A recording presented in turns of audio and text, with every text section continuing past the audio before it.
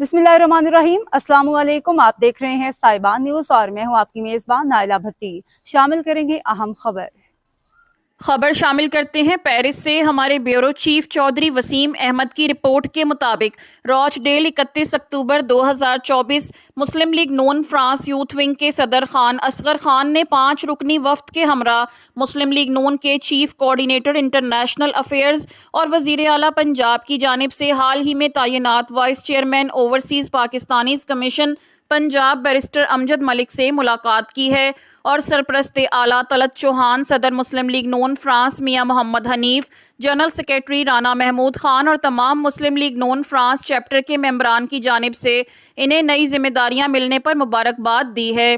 वफ्द के साथ मुलाकात में बाहमी दिलचस्पी के उमूर और तारकीन वतन की गुजारिशात पर तबादला ख्याल हुआ।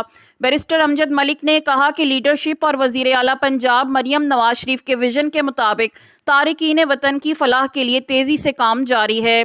OPF और OPC के बोर्ड की तंजीम नौ कब्जा के खात्मे के लिए असम्बली में बिल का पास होना और सदर पाकिस्तान की जानिब से मंजूरी इस बात की अमानत है कि मुस्लिम लीग नून काम पर यकीन रखती है।